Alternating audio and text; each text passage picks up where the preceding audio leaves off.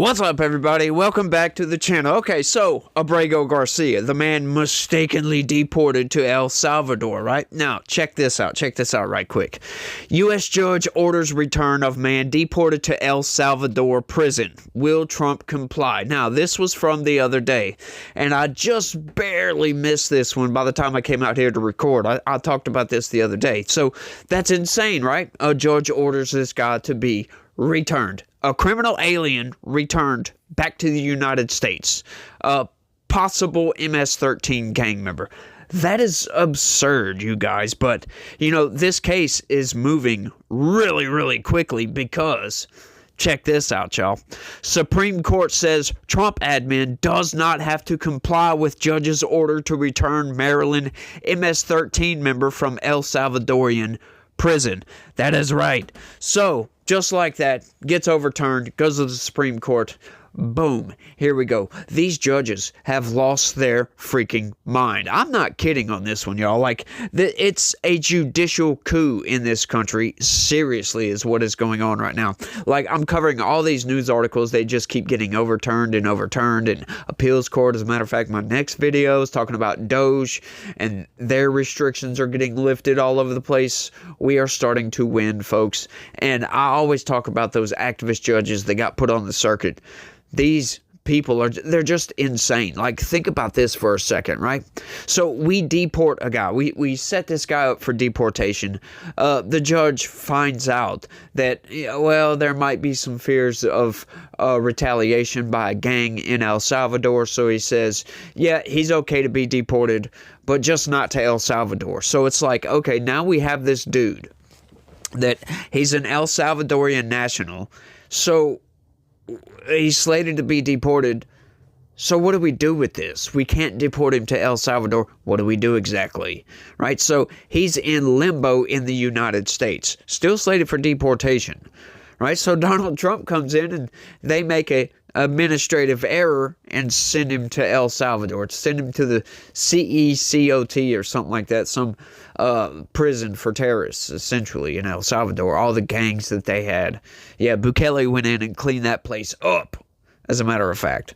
So it's like, what do you do with this guy now? So the Trump administration just makes a mistake. And then these activist judges get pissed off and say, no! You got to return a criminal alien, an MS-13 gang member, allegedly, back to the United States, right? And, you know, the corporate press, like I covered in my last video talking about this. As a matter of fact, we'll go over this right quick. Talking about whether there's no evidence that he was ever an MS-13 gang member. They constantly say that there's no evidence. It's not credible. Blah, blah, blah, blah, blah, blah, blah, blah, blah. Well, you know what?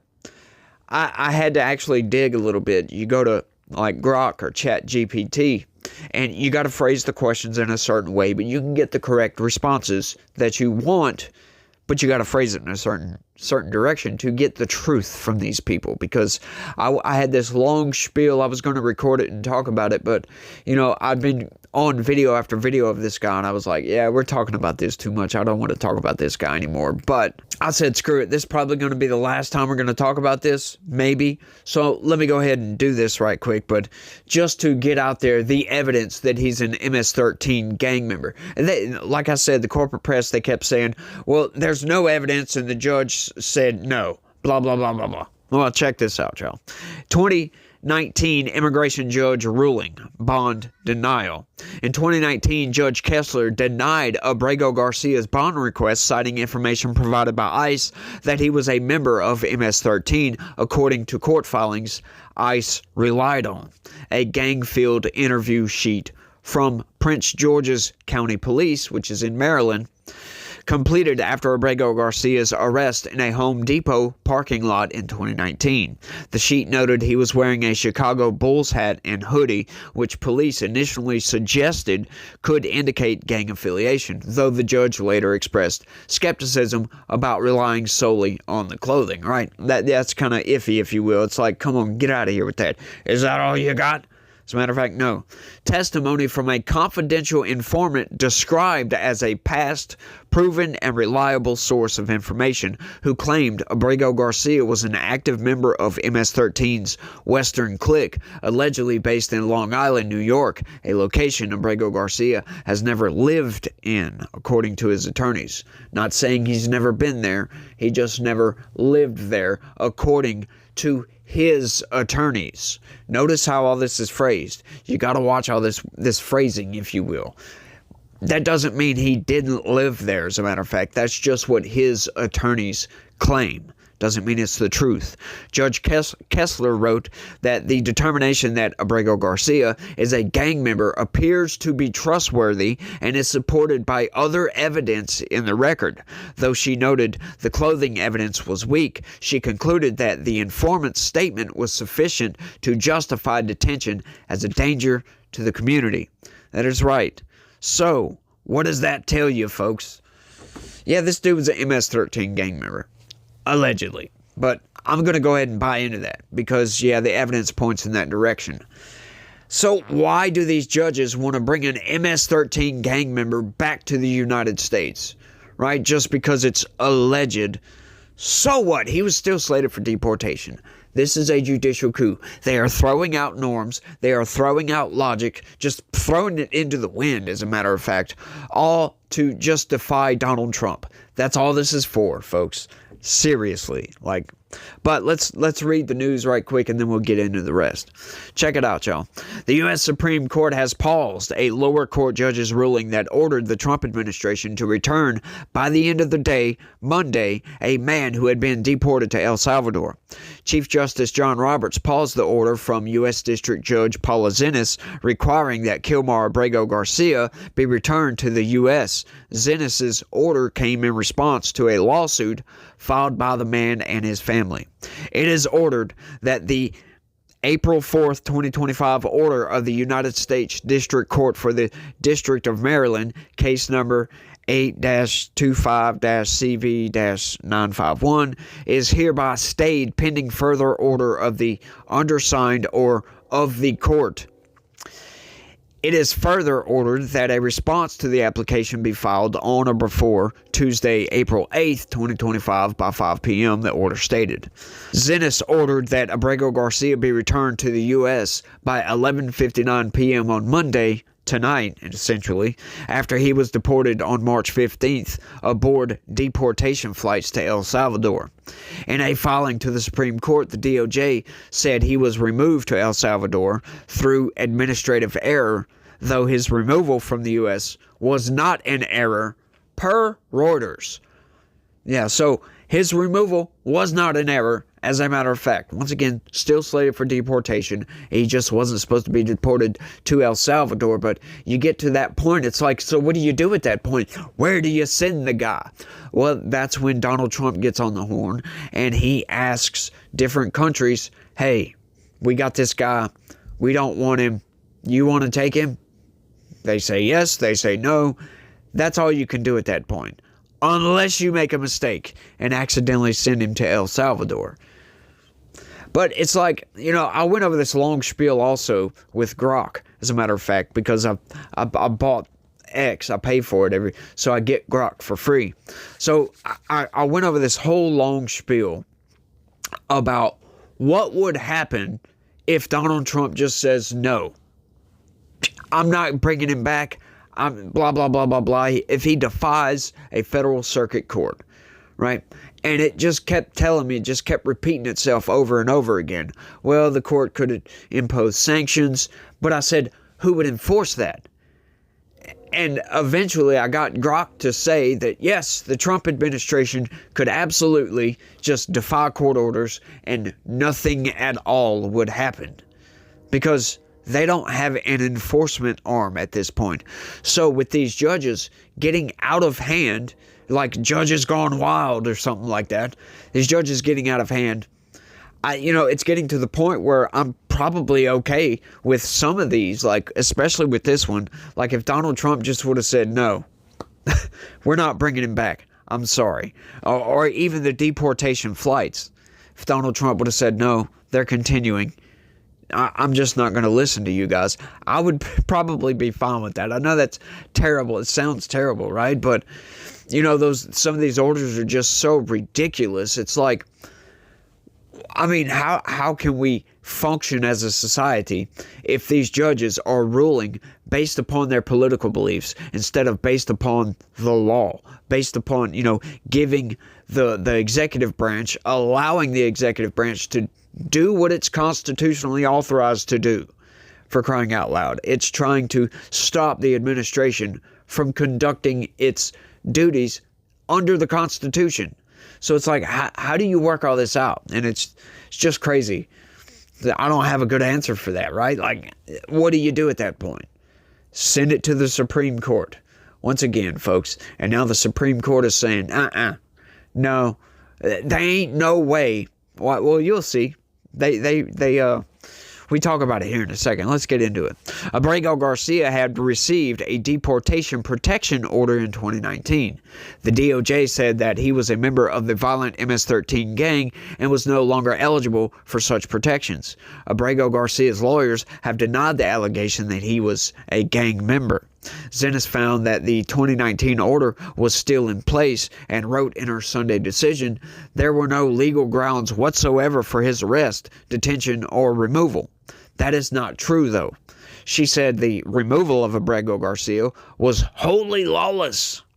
In a filing to the Supreme Court, the Department of Justice said the United States cannot guarantee success in sensitive international negotiations in advance, least of all when a court imposes an absurdly compressed mandatory deadline that vastly complicates the give and take of foreign relations negotiations.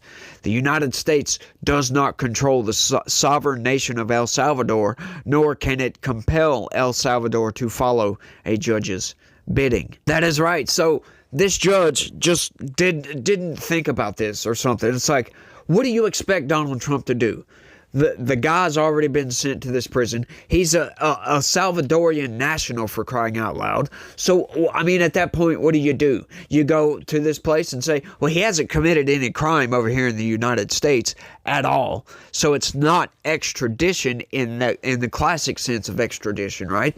But you want to file an extradition order for no apparent reason, all on the bidding of a judge, a lower court judge, as a matter of fact. It's like, come on, do you really think that they're going to take you seriously at this point? These judges are just so absurd, in my opinion, that they've lost their freaking minds. But, the judiciary system in this country is supposed to be able to mitigate between all this. They're supposed to interpret the law how it was writ to be interpreted, in other words. Like, you would figure, I don't know if you guys out there, I'm sure you guys have read legalese, right? Like, it's kind of hard to read sometimes. And it's usually very, very specific on how they phrase everything and how it's all worded. That they pretty much go into great detail on what to do, how this is done, blah, blah, blah, blah, blah. You get it. How the laws are supposed to work, what they're supposed to cover. You get it, right? So why is some of this left up to interpretation? That's what I don't get. How can you write up an entire constitution that can be interpreted in different ways, right? Like how people interpret the Second Amendment, for instance, right? That some people say, oh, well, that's not meant for this or that. Well, no, it just says, shall not be infringed the right of the people to keep and bear arms. There's no regulation on that, as a matter of fact. However, it's widely known that, oh, well, hang on, well, that doesn't mean that you get tanks and military equipment, right? You would think that, but that's not what the Second Amendment says. And as a matter of fact, like, who do you think makes the nuclear weapons? You think the government actually builds them? No. No, they subcontract that out to private organizations. Now, there's a lot of regulation around that, of course. You got government officials that oversee the projects, blah, blah, blah, blah, blah. You get it. But even still, private companies have nuclear weapons, folks. Like, they build them and they store them before they turn them over to the government. Yes, so it's like the Second Amendment where does that supposed to stop? But it's like on stuff like this.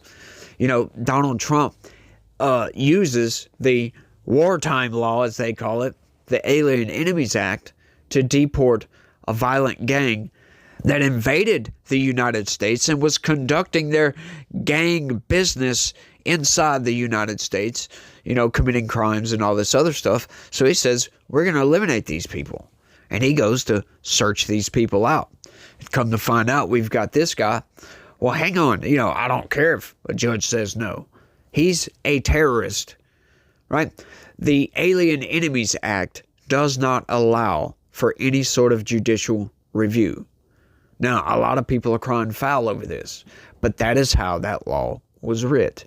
You do not get the same rights under the Constitution if you are, one, in this country illegally, and two, are labeled as a terrorist. Sorry, you just get deported post-haste. Like, why do you need due process, for crying out loud? That makes no sense. To figure out what is the due process for, as a matter of fact. Seriously.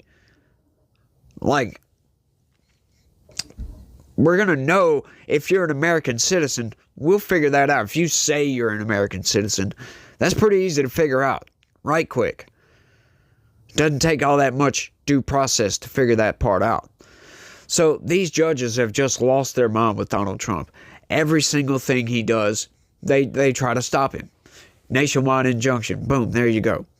When they absolutely do not have to impose nationwide injunctions on all of this. When actually, now that we've looked into this a little bit, yeah, these nationwide injunctions are more likely than not unconstitutional.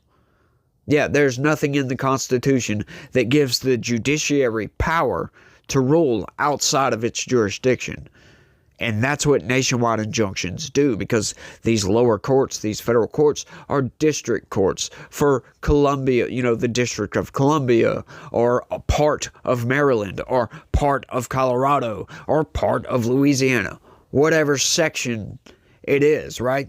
So how can they issue a nationwide injunction over what the Trump administration is doing? Like I could see them issuing an injunction for a specific person or a specific group of people, or even that entire district.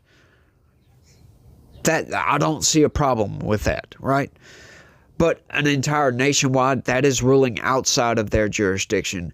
They should not be allowed to do that. Now, I could see them appealing this to a higher court, make it go all the way to the Supreme Court, and the Supreme Court issues nationwide injunctions, sure, while they figure all the legal mumbo jumbo out, right? I could see that, the Supreme Court, because that's the ultimate court. That's as high as you go. I can get that, but not a lower court judge. That doesn't make any sense to me. But if it makes any sense to you, let me know down in the comment section. And that's all I got on this one, y'all. I want to thank everybody for watching. Y'all don't forget to smash that like button for me. If you don't mind, I would greatly appreciate that if you could do that. Subscribe if you're new around here. That would also be greatly appreciated. Share this video all over the place. Spam this video out to everybody. Because I'm sure a lot of people have been fooled by the corporate press narrative that this guy was just, he was just a Maryland resident, a father of whatever. And he was deported by accident, by mistake, to kind of lead you to believe he was an American citizen or something like that. Or he wasn't slated for deportation at the very least. Because you know how they manipulate everything, folks. But y'all let me know what y'all think. That's all I got on this one. I want to thank everybody for watching. And y'all try to have a good day. Stay legitical. Peace.